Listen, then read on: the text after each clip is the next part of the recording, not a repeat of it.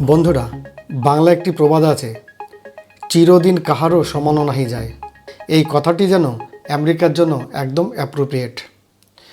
যে দেশ রাশিয়া থেকে তেল কেনার জন্য পৃথিবীর বিভিন্ন দেশকে ইনক্লুডিং ভারত ট্যারিফ লাগিয়েছে এবং ইন ফিউচার যাতে তেল কিনতে না পারে তার জন্য সতর্কতা করে রেখেছে। কেউ রাশিয়া থেকে তেল কেনে তাহলে তাকে 500% পর্যন্ত ট্যারিফ লাগিয়ে দেবে। এহেন ঘমণ্ডি যাদের আছে সেই দেশ আজকে ভারতের দৌড় গোড়ায় এসে আকুতি মিনতি করছে যে তোমরা রাশিয়া থেকে তেল কেনো, পৃথিবীর অর্থনীতিকে বাঁচিয়ে নাও।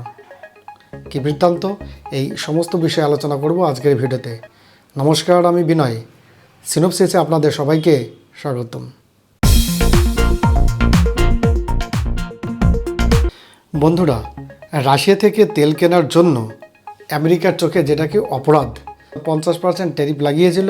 একটা ফিউচার ওয়ার্নিং দেওয়া ছিল, যদি রাশিয়া থেকে ফিউচারে ভারত তেল কেনে তাহলে 500% ট্যারিফ লাগিয়ে দেবে। এহেন পরিস্থিতিতে আমেরিকাই ভারতকে বলছে তোমরা রাশিয়া থেকে তেল কেনো, কিন্তু ভারত তার উত্তরে কী দিয়েছে? ভারত বলেছে যারা কম দামে তেল দেবে তাদের কাছ থেকেই ভারত তেল কিনবে। মানে ভদ্রতার সুরে বলেছে, হু আর ইউ, তুমি কে?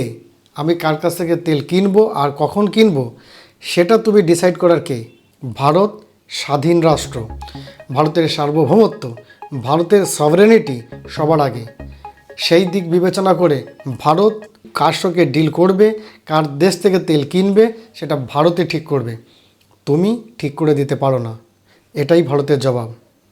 এখন ভারতের হাতে শুধুমাত্র রাশিয়া তো নয়, এছাড়া আরও 27টি দেশ থেকে তেল কেনা হতো। এখন এই আমেরিকা যুক্তরাষ্ট্রের এই ট্যারিফ নীতির কারণে ভারতের তার বাণিজ্যের যে ডাইভার্সিটি সেটা আরও বাড়িয়েছে। এখন বর্তমানে ভারত চাইলে 40টি দেশ থেকে ভারত তেল পারচেস করতে পারে। তাহলে আমেরিকা যুক্তরাষ্ট্র তোমাকে আর জ্ঞান দিতে হবে না এগিয়ে এসে যে ভারত কার কাছ থেকে তেল কিনবে। তথ্য প্রমাণ ছাড়া আপনারা বিশ্বাস করবেন না। তাই যে নিউজ বা যে মেসেজ আমি এখানে আপনাদের সঙ্গে শেয়ার করি ভিডিওতে, তার প্রত্যেকটির ডকুমেন্টস বা নিউজ পেপার কাটিং ডকুমেন্ট হিসেবে আমি প্রেজেন্ট করি আপনাদের সামনে। আমেরিকার রাজস্ব সচিব তথা আমাদের ধরুন অর্থমন্ত্রী ইকুইভ্যালেন্ট স্কট বেসেন্ট, তিনি কি বলছেন?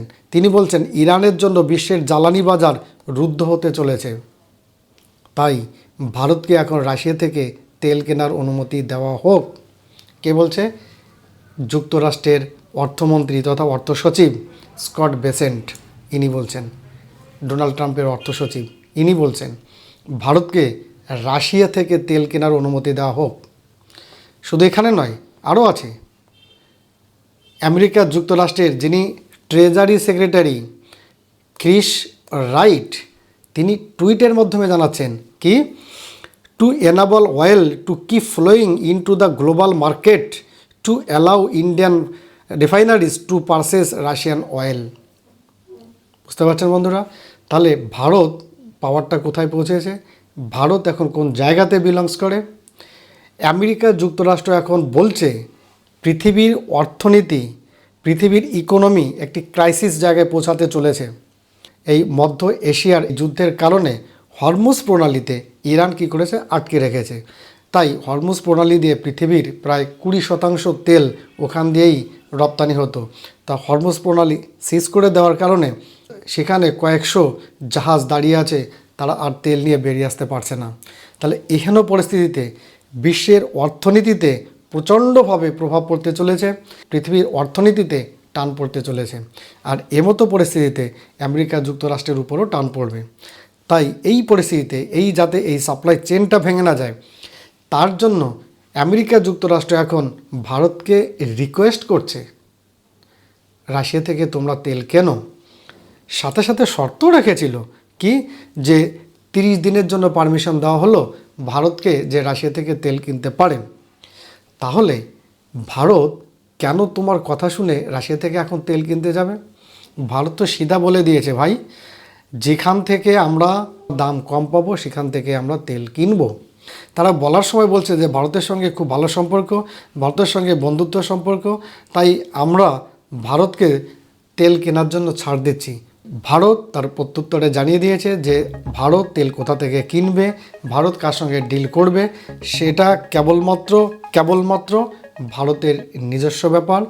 ভারত তার সভরেনিটি বজায় রেখে, ভারত তার সার্বভৌমত্ব বজায় রেখে, ভারতের জনগণের ইন্টারেস্ট দেখে যেখান থেকে তেল কিনলে ভারতের জন্য সুবিধা হবে, ভারত সেখান থেকে কিনবে। তো বন্ধুরা, ভারতের এই সিদ্ধান্ত যে ভারত কার কাছ থেকে তেল কিনবে সেটা ভারতের নিজস্ব সিদ্ধান্ত। এই বিষয়ে আপনাদের গুরুত্বপূর্ণ মতামত কমেন্ট করে জানাবেন। যদি আন্তর্জাতিক খবরে আপনাদের উৎসাহ থাকে তাহলে অবশ্যই আমার চ্যানেলটিকে লাইক, শেয়ার এবং সাবস্ক্রাইব করে আমার পাশে থাকুন। ধন্যবাদ।